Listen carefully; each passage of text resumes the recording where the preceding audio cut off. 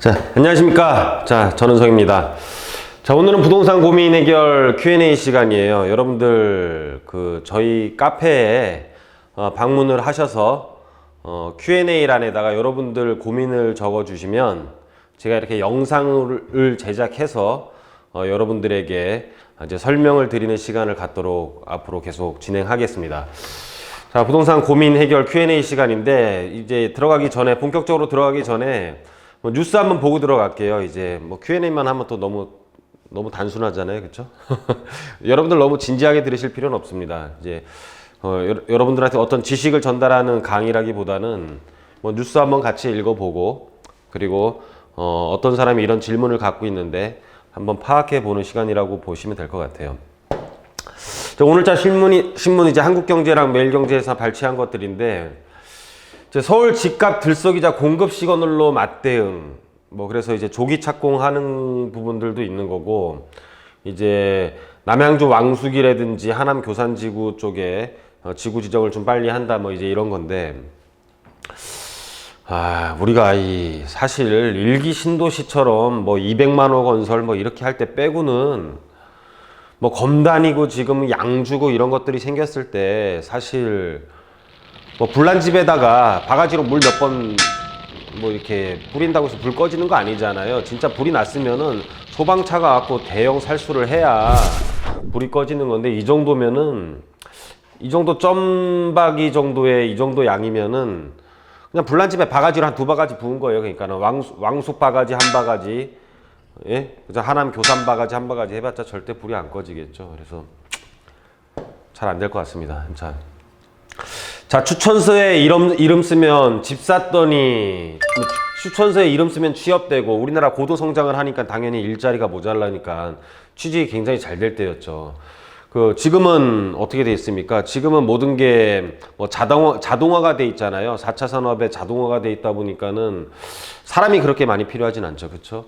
집 샀더니 몇 배 뛰어 1,000원을 타고 난 586. 과연 1,000원을 타고 났을까요? 집을 사서 몇 배 뛰었더니 이분들이 지금 굉장히 어떤 풍요로운 삶을 살고 계신가요? 아니에요.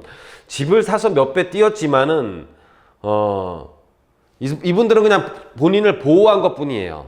집을 사서 이 물가가 굉장히 오르는, 말죽거리가 지금 30년 전보다 거의 지금 한 40만 배 이상 올랐거든요. 지금 40만 배, 50만 배 정도 올랐을 겁니다. 그런 인플레이션에 대해서 본인을 보호한 거지, 이분들이 행복한 삶을 살고 있지는 않아요. 그렇다고 해서. 그쵸. 그래서 이 집이라는 것은 없으면은 물가가 오르는 거에 대해서 우리가 굉장히 허탈해지는 거고, 왜냐면은 자기 자본의 부동산에 엄청난 큰 자본 비중이 굉장히 큰 거잖아요. 그래서 이건 부동산을 갖고 있느냐 못 갖고 있느냐는 자기 자본 비중의 굉장히 큰 부분을 차지하고 있기 때문에 본인을 지키느냐 또는 망하느냐에 대해서 어떤 기로에 설 수 있는 거예요. 만약 부동산이 폭등을 해도 망하겠죠, 물론.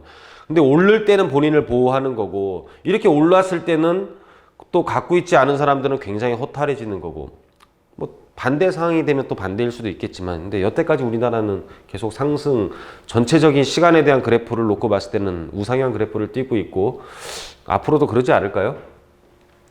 자, 공시가 2배인데 분양가는 3억 싸다니, 허그의 자의적 기준 논란. 이건 지금 논란 될 수밖에 없는 거죠. 정책이고 뭐고 논란이고 끓는 물이죠. 수심을 잴 수도 없는 거고, 지네 마음대로니까 인정하고 넘어가는 거고, 이해할 필요도 없는 것 같고. 자, 이제 Q&A 시작하도록 하겠습니다. 자, 첫 번째 질문인데요. 남대문 상가 투자 어떨까요? 서울역도 좋아지고 남대문 시장 주변도 정비되는데 미래 투자 가치 어떨지 문의드려요. 감사합니다. 이렇게 질문이 올라왔는데, 두 가지 좀 잘못된 부분을 한번 짚어볼게요. 첫 번째, 상가는 부동산에서는 이제 크게 우리가 차익형과 수익형, 그리고 실거주 개념이라고, 실사용 개념이라고도 있죠. 이런데 크게 수익형과 차익형으로 보면 이 상가라는 것은 사실 수익형에 가깝죠. 수익형에 가까운데, 요즘에 상가가 왜 올랐냐면은, 좀 어려운 얘기예요. 잘 들으셔야 돼요. 상가가 왜 올랐냐면은, 왜 상가가 차익이 발생을 했냐면은 금리가 떨어져서 그래요. 상가의 가격은, 이 수익형의 가격은 1년에 얼마를 받느냐가 이거는 거의 고정값이잖아요.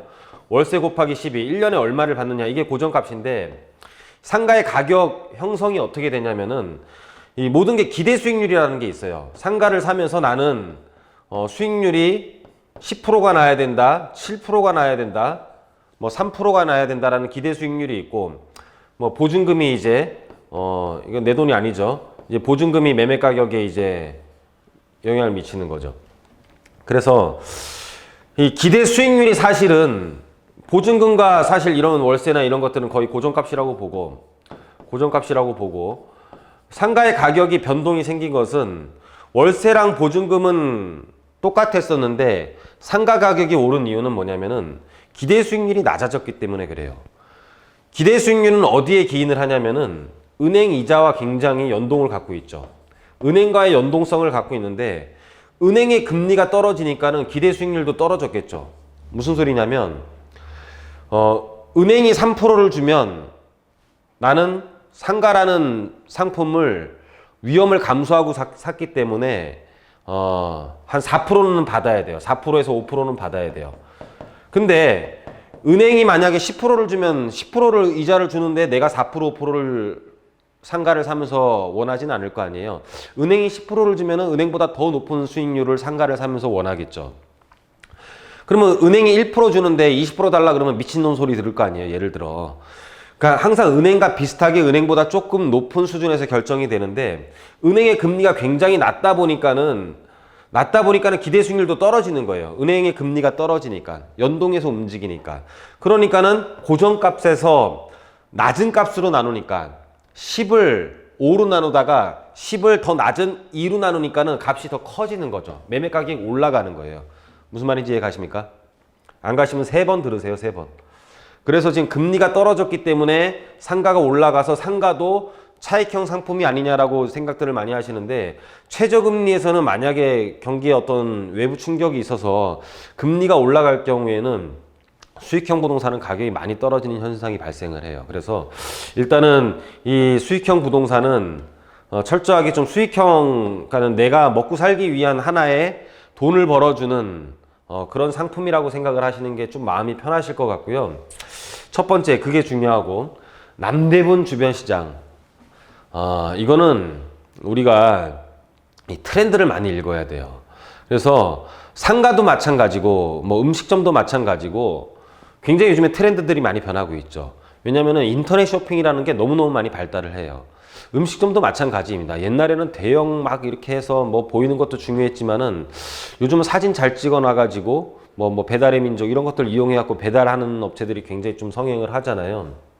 그래서 이 남대문 시장 주변은 사실 국내 수요도 마찬가지이지만 국내 수요도 받쳐주고 있긴 하겠지만은 어떤 외국인 수요에 대해서 상권의 영향을 굉장히 많이 받아요. 그래서 뭐 옛날에 뭐 사드라든지 지금 뭐 반일 감정이라든지 이런 것들로 인해서 상권의 변동이 굉장히 유동성이 심하죠.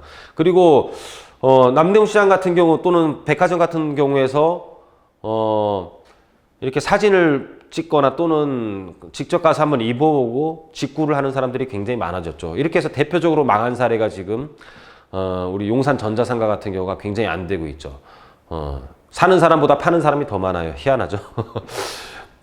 그래서 이런 상권의 변동성과 금리의 변동성을 체크를 못한 두 가지의 약간 실수 또는 잘못 생각하신 부분이 있는 것 같아요. 그래서 질문 조금 한번 심층 상담이 필요하실 것 같습니다. 그래서 뭐 정답은 그냥 안 하는 게 좋을 것 같습니다.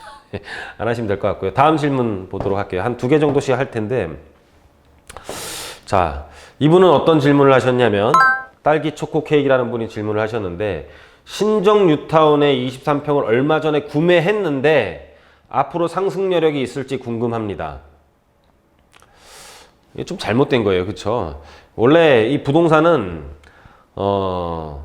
나중에 사후 처리보다는 예방 주사가 좀 더 중요해요. 그래서 여러분들이 하기 전에 먼저 상담을 받아보는 것도 좀 우선적으로 좋을 것 같아요.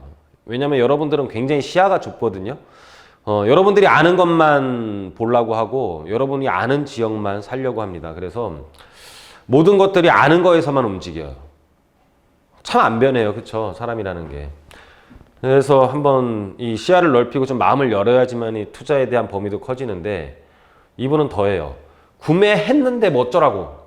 구매했는데 제가 뭐 싫은 소리 하면 싫은 소리 하면 나쁠 거 아니에요, 그렇죠? 비행기 소음 지역이다 말들이 많더라고요. 어차피 청약은 안 될 것 같고 신축이라 구매한 이유도 큰데 투자 가치는 어떨지 궁금합니다. 예. 신전 뉴타운의 완성도가 점점 높아지고 그 옆에 목동은 재건축이 가까워져요. 그러면 재건축에 대한 신정 뉴타운에 대한 완성도가 높아지면서 비행기 소리는 어차피 가격에 포함되어 있는 거고 비행기 여기 위에 지나가는 거 모르는 사람 하나도 없습니다. 뭐 신정동에서 애들 보고 비행기 그리라 그랬더니 비행기 배를 그렸댔잖아요. 비행기가 바로 위로 가니까는 비행기 배밖에 안 보이는 거죠. 뭐 이렇게 그렸대는 것 같은데 바퀴가 뭐 이렇게 있나 하여튼 여하튼 간에 그건 이미 반영된 거고 뭐 거기에 맞게 결정돼 있죠. 거기에 맞게 결정돼 있는 상황에서 상황이 좋아지다 보니까 신정 뉴타운에 대한 완성도가 올라가다 보니까는 거기에 맞게 가격 상승을 하겠죠. 그럼 신정 뉴타운 옆에 있는 뭐 힐스테이트인가요? 그거는 막 무슨 목동 힐스테이트라고 신정동이면서도 목동 힐스테이트라고 이렇게 분양을 해서 지금까지도 뭐 꽤 한 몇 년 동안 지금 이름을 계속 그 이름을 쓰는 아파트가 있는데 목동이 굉장히 부러웠나 봐요. 신정동에서 목동 힐스테이트라는 아파트를 쓰는 거 보니까 여하튼 목동이 재건축이 되면은 그 목동과 비슷한 신정동으로 사람들이 많이 이주를 해오겠죠. 자 그러다 보면은 이주 수요가 발생을 하고 목동에 대한 재건축이 뭐 1년 안에 끝나는 건 아닐 거 아니에요. 그럼 꾸준하게 이주 수요가 발생을 하면서 가격에 대한 상승 여력은 있다고 보셔도 될 것 같습니다. 물론 잘못한 선택은 아니지만 선택하기 전에 여러분들이 한번 좀 상담을 해보는 것도 굉장히 좋을 것 같습니다. 앞으로 Q&A 시간 여러분들 궁금하신 점 있는 분들 제가 잘 해결을 해드릴 테니까는 저희 카페에 가입을 하셔서 Q&A란에 궁금증 올려놓으시면은 지금처럼 여러분들에게 자세하게 설명해 드리는 시간을 갖도록 하겠습니다. 자, 오늘 Q&A는 여기서 마치도록 하겠습니다.